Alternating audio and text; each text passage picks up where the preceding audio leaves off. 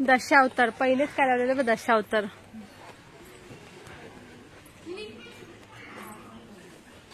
नमस्कार मित्रांनो, तुमच्या सगळ्यांचं स्वागत आहे प्राचीन कोकणमध्ये. तर आता आम्हाला एक गाईड भेटलाय.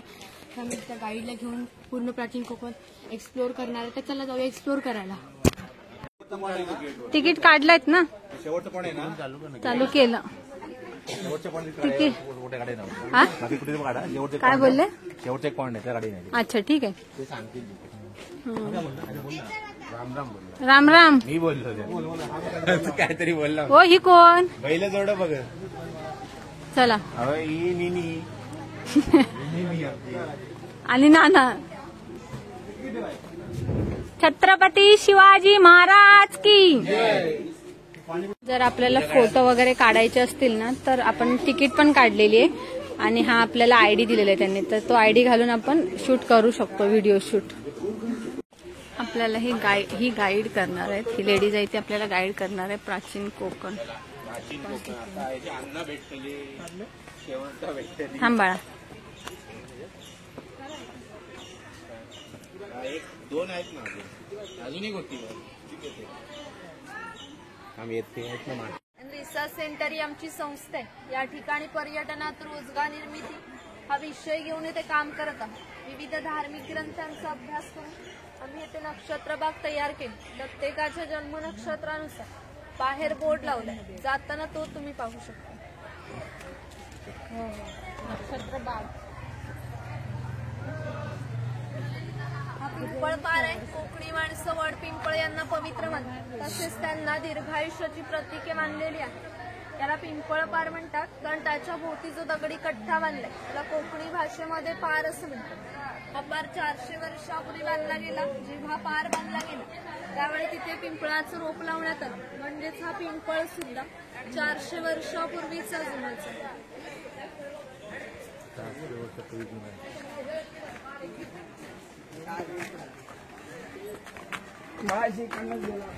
शिलालेख आहे. या शिलालेखावर लिहिलेली कविता कवी माधव यांनी 100 वर्षापूर्वी लिहिली. चिपळूण येथे झालेल्या पहिल्या कोकण मराठी साहित्य संमेलनामध्ये या कवितेला कोकणाची प्रातिनिधिक कविता म्हणून स्वीकारण्यात आली. या कवितेत कवीने कोकणच्या निसर्ग सौंदर्याचे सुंदर असे वर्णन केले. या कवितेमध्ये नंदनवन हा शब्द आलाय. या नंदनवन शब्दाचा अर्थ आहे स्वर्गातील इंद्राची बाग. ती जितकी सुंदर आहे तितके आपले कोकणही सुंदर आहे. ती गुहा काळाचे प्रतीक आहे. गुहेच्या अलीकडे आहे वर्तमान काळ. गुहेच्या पलीकडे 500 वर्षापूर्वीचा भूतकाळ. गुहेतून येताना वाकून वाकून ये. मी कशाला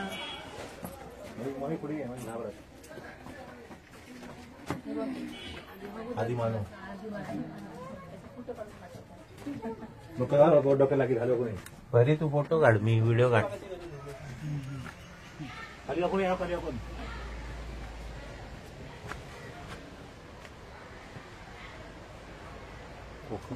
रतंबो ना.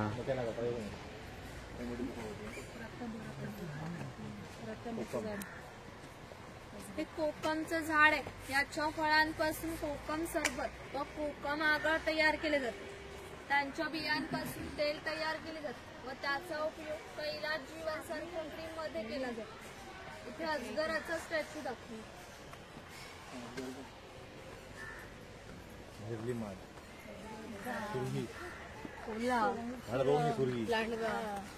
रक्तचंदन ती बघा किती बावली करतात ना.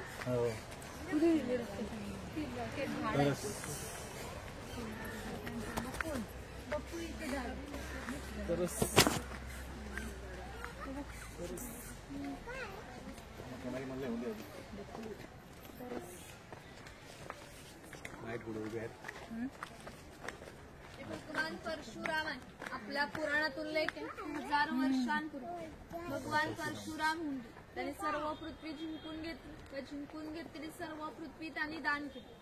दान केलेली कोणतीही गोष्ट आपण स्वतःसाठी वापरत नाही, परंतु त्यांना राहण्यासाठी भूमी आवश्यक होती. आपण ज्या ठिकाणी उभे आहोत त्या ठिकाणी हजारो वर्षापूर्वी समुद्र होता.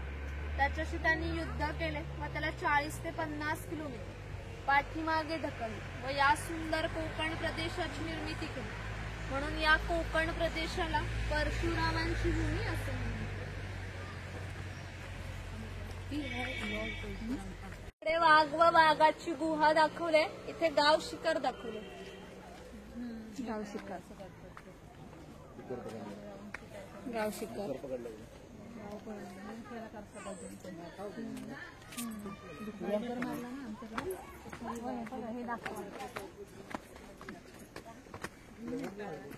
जुने स्टाईल आहे पहिले त्यावेळी. कुठं जाऊ पहिले 500 वर्षापूर्वीच आहे. प्राचीन कोकण महाडीवाला आहे. महाडी का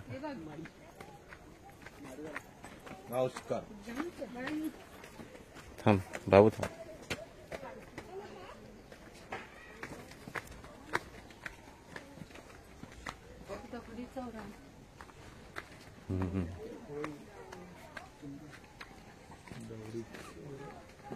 हे ग्रामदेवतेचं मंदिर आहे. पूर्वी धार्मिक संस्था गाव नियंत्रित करत असत. गावातील गावकरी एकत्र येत असत.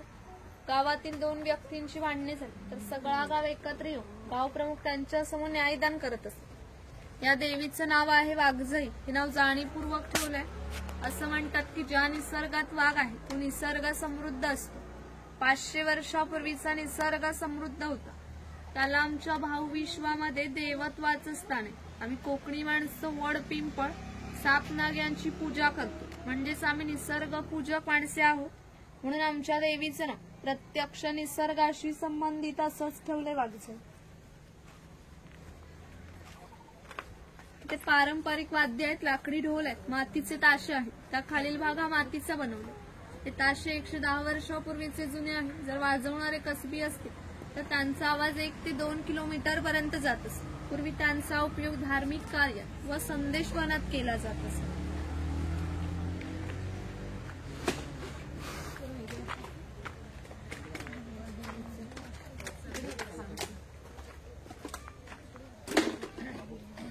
चव्हाट्या देवा असं म्हणतात की कोकणात भरपूर बुद्ध असतात, पण कोकणवासियांची श्रद्धा आहे की हा देव त्यांच्यावर नियंत्रण ठेवतो. शिमग्याच्या वेळी या देवाला गाराणे घातले जाते.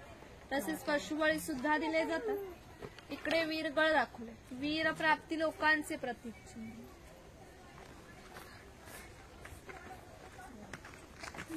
राज लोक आपल्या अंगावर चापकाने फटके मारून घेतात. ते इकडे दाखवले.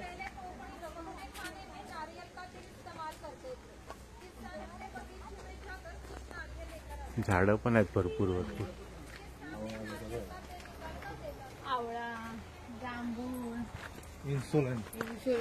इन्सुलिनचे झाड आहे. खूप प्रकारची झाड आहेत. कोळी समाजाची लोक समुद्राच्या इतकी जवळ राहतात. समुद्राच्या भरतीचे पण त्यांच्या घराला लागून जातात. एवढी छोटी होडी घेऊन हे लोक 8 ते 10 तास खोलवर समुद्रामध्ये मासेमारी करतात. कधी कधी समुद्राच्या उसळणाऱ्या लागतात. ह्या त्यांच्या होडीपेक्षा मोठ्या असतात. तरी हे लोक कुशलतेने उडी बदलवतात व पहाटेच्या वेळी घरी परत येतात.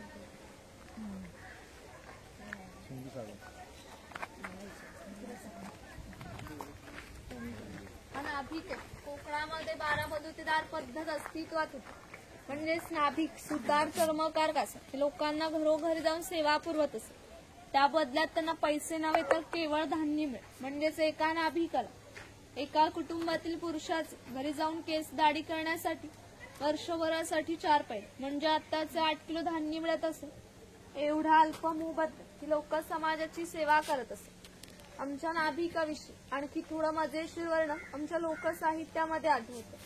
असं म्हणतात की गावातील प्रत्येक गोष्ट ही नाभिकाला माहीत असते आणि नाभिकाला माहीत असलेली प्रत्येक गोष्ट ही गावभर होती. आता तुम्ही आलं ही गोष्ट ज्या अर्थी आमच्या नाभिकाला समजली त्या अर्थी संपूर्ण गावाला समजली. आमचं सगळं गाव तुमच्या स्वागतासाठी उत्सुक आहे. प्रथेप्रमाणे आपण आधी खोतांच्या घरी जाऊ.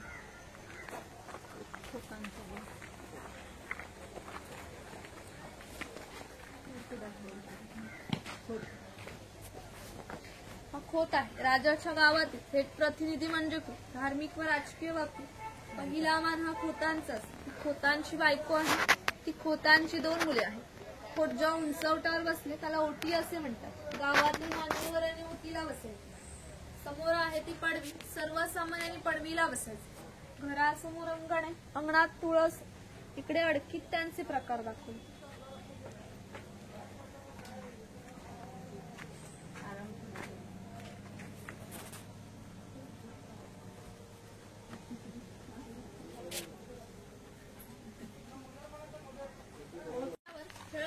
कसं तिकडे जायचं.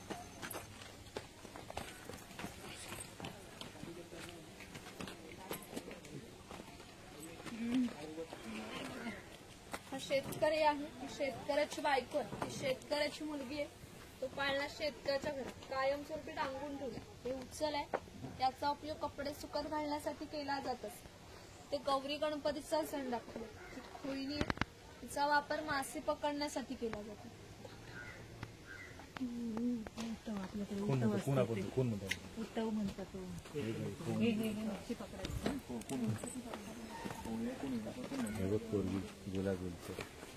परी यो भाई आणि या परी हाय बाबू. कुंभार आहे, गावातील मातीशी सर्व संबंधित काम हा कुंभार करतो.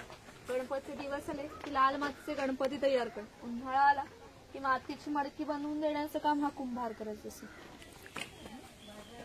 सोनार आहे, सोनार हा गावातील महत्वाचा घटक होता. गावातील महिलांना लागणारे दागिने व विविध देवदेवतांना लागणारे दागिने हा सोनार बनवून देत असतो. यांच्या अप्रतिम कला कुसरीमुळे यांच्या दागिन्यांना जगभर मागणी होती. शिमगा नवरात्र अन्य वेळी ग्रामदेवतेला दागिने घालण्याचा मान हा सोनाराचा असतो. हा वाणी आहे, चौल राजापूर दाब या कोकणातील बंदरांना 5000 वर्षापूर्वीचा इतिहास. येथून निर्यात होणाऱ्या वस्तूंमध्ये हस्तकौशल्याच्या वस्तू, हस्तिदंती वस्तू, तलम, कापड, शंख, शिंपी इत्यादींची निर्यात हा वाणी करत असते.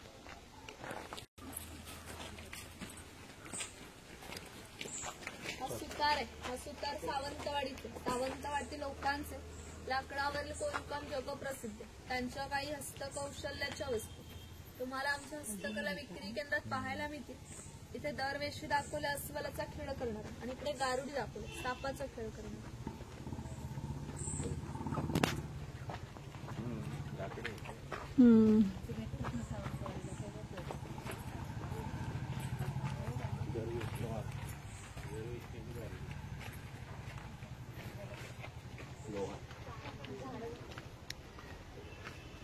लोहार आहे, शेतकऱ्याला लागणारी लोखंडी अवजारे बनवून देण्याचं काम हा लोहार करत असतो. याचे वैशिष्ट्य म्हणजे कोकणात अजून एक खोत व मराठा यांच्याकडे काहीशा वर्षापूर्वीच्या लोखंडी तलवारी आहे. त्यांना अजूनही गंज आलेला नाही. दर दसऱ्याला त्यांची पूजा केली जाते.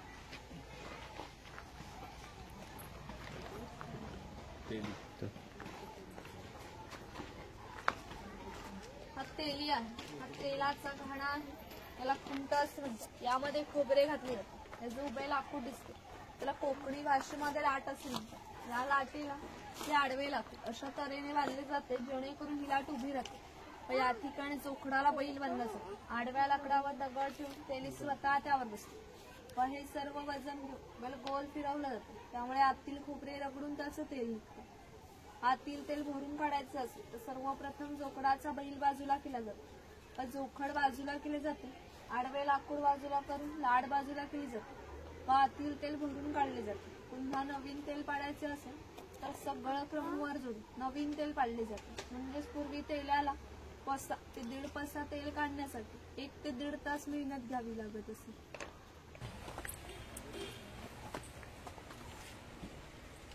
हा बुरुड आहे, तांबूच्या वस्तू बनवून देण्याचं काम हा बुरुड करत असतो. ही सुपाई फुलांची परडी आहे, ही रोवळी. तिचा वापर धान्य धुण्यासाठी व आजही धार्मिक कार्यात केला जातो.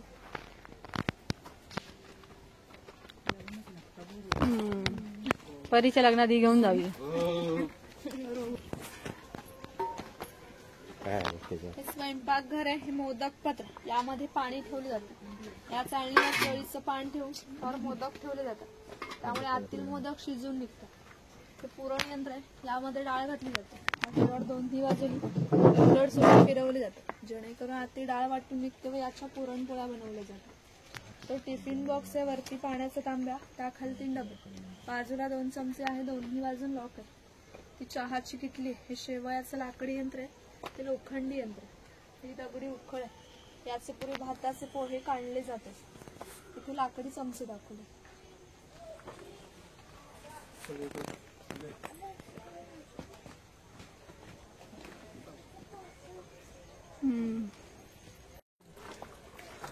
मावरे बाजार, कनेडेचं मावरे बाजार.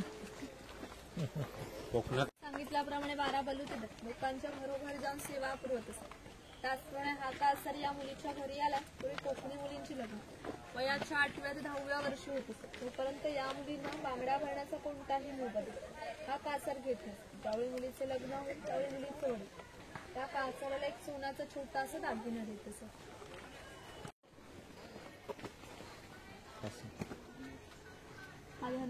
हे पाणवटा आहे. ग्रामदेवतेनंतर पाणवटा एकमेव ठिकाण आहे. सगळा गाव एकत्र येत असत. लहान मुलं मासेमारी व आंघोळीसाठी येत असत. त्या स्त्रिया पाणी भरण्यासाठी आणि कपडे धुण्यासाठी या ठिकाणी येत असत. वरती खवले मांजर दाखवलं. खवले मांजर हा चर्मकार आहे. चामड्याच्या वस्तू बनवून देण्याचं काम हा चर्मकार करत असतो. याच्या वडील आणखी एक प्रसंग सांगते की जो 500 वर्षापूर्वी घडला. इथून 80 किलोमीटर अंतरावर मार्लेश्वर नावाचं देवस्थान आहे. एका पर्वतामध्ये एक मोठी गुहा आहे. त्या गुहेमध्ये शंकराची पिंडी आहे. अजूनही त्या गुहेमध्ये जिवंत साप आहे. पूर्वी मार्लेश्वर हे एका गावामध्ये राहत होते. त्याच्या गावातील लोक वाईट मार्गाने वागायला लागल्यामुळे शंकराचे पावित्र्य कमी होऊ लागले. हे शंकराला मान्य होणे शक्य नव्हते. त्याने गाव सोडण्याचा निर्णय घेतला व मकर संक्रांतीच्या आदल्या रात्री तो गावाच्या बाहेर पडला. गावाच्या बाहेर या चर्मकाराचे घर होते. चर्मकार गरीब, श्रद्धाळू आणि नीतिवान होता. शंकराने कोणताही जातीपत्य विचार न करता चर्मकाराला मशाल दाखवण्याची विनंती केली. चर्मकाराने अतिथी देवो भव समजून मशाल दाखवण्यास सुरुवात केली. शंकराने आज ज्या ठिकाणी मार्लेश्वर त्या ठिकाणी जाऊन आपले खरे रूप प्रकट केले व चर्मकाराला दर्शन दिले. त्याला सांगितले यापुढे मी याच ठिकाणी राहणार आहे. या गोष्टीला जवळजवळ 500 वर्ष होऊन गेली. दरवर्षी संक्रांतीला शंकराच्या मूळ गावातून पालखी निघते. तिला मशाल दाखवण्याचं काम चर्मकाराचा आजचा वंशच करतो. ती बघून करते.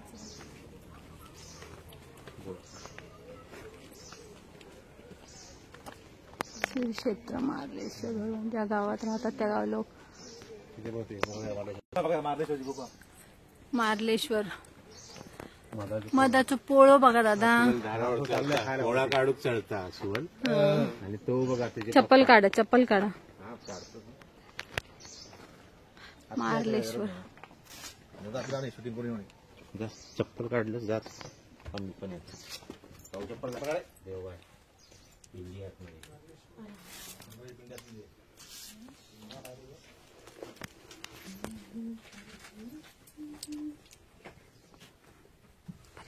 हर हर महादेव नमो पार्वते हर हर महादेव शंभो शिवशंभो शंकरा महादेवा. मस्त प्रति मार्लेश्वर. दगड बघा ना एकावर एक कसे रचलेत. शब्दाचा अर्थ आहे ज्याच्याकडे भरपूर धन. धनगर समाज कोकणातील इतक्या दुर्गम ठिकाणी राहत असून तिथून त्यांचा पहिला बसतो 10 ते 12 किलोमीटर अंतरावर असतो. इकडे बकरीची गोठी दाखवली. जंगली श्वापदांपासून संरक्षण करण्यासाठी ते असे उंचावर बनले.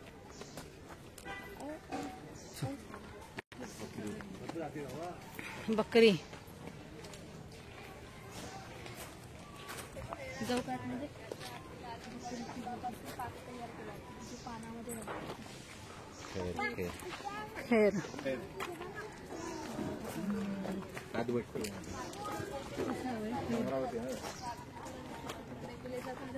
पहिल्या 4 मडक्यांमध्ये पाण्यासोबत उकळवले जाते आणि जो लाल रंगाचा पाक तयार होतो तो 5व्या मडक्यामध्ये विशिष्ट तापमानामध्ये उकळवला जातो. तो पाक सावलीमध्ये सुकत घालून त्याच्या वड्या पडल्या जातात. म्हणजेच कातवण्याच्या प्रक्रियेला 3 ते 4 महिने लागतात. पुढे शॉप आहे. काही खरेदी करणार असलं तर करू शकता. तिथूनच पुढे शंख प्रदर्शन आहे. लास्ट पॉईंट तिकडे गाईड वेगळे आहेत आणि 6चा क्लोजिंग पण आहे. गळ्यातला आयडी जायचं का तिकडे जायचं. मच्छान बाबा अलाउड नाही तिथे.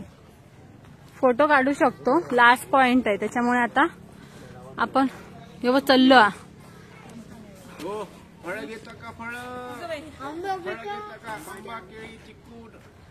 माका ती जांभळा तेवढी द्यावा. दादा तुम्ही जाऊ बघू तिथे. थांबा येतं ते येतं त्यांच्या डोचक्यावर द्यावा. थांबा हा घ्या घ्या घ्या दादा घ्या तुमच्या डोचक्यावर. पाडतीत ते तुमच्या डोचक्यावर घ्यावा.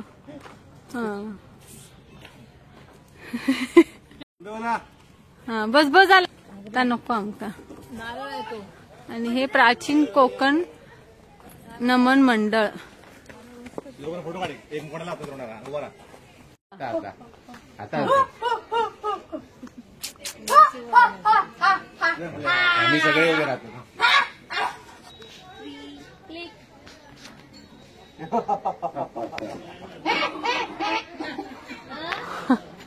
कसं खराब झालं.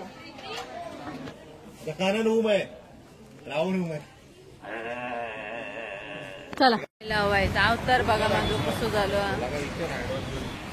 आता आलं इकडे वहिनींची जावबाईची वहीन. कोण राहते हो तुमची? कोणती तुमची? साक्षीची मम्मी. तुमची कोण?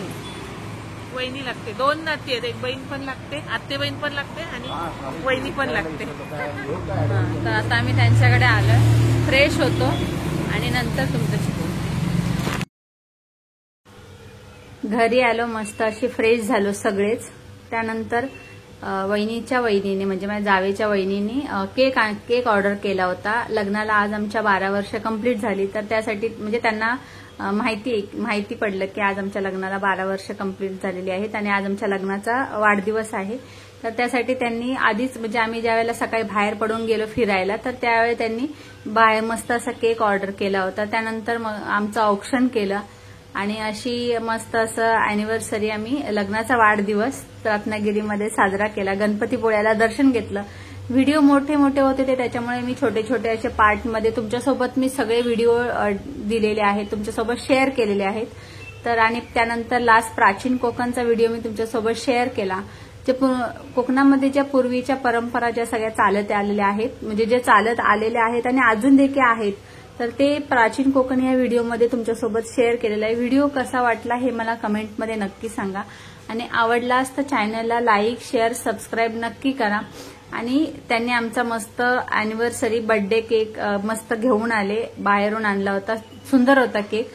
आणि त्यांना मी थँक्यू बोलते, म्हणजे तेव्हा पण मी थँक्यू बोललेलीच आहे, तर व्हिडिओतून पण मी त्यांना सांगते की थँक्यू, आमच्यासाठी तुम्ही एवढा मस्त असा केक आणलात आणि सगळ्यांनी म्हणजे अशी लक्षात राहण्यासारखा ही 12 वर्ष कंप्लीट झाली. म्हणजे रत्नागिरीमध्ये आम्ही 12 वर्षाचा वाढदिवस, लग्नाचा वाढदिवस साजरा केला आणि तुम्ही मस्त असं केक आणला होता. त्यासाठी तुमच्या सगळ्यांची मी खूप खूप आभारी आहे.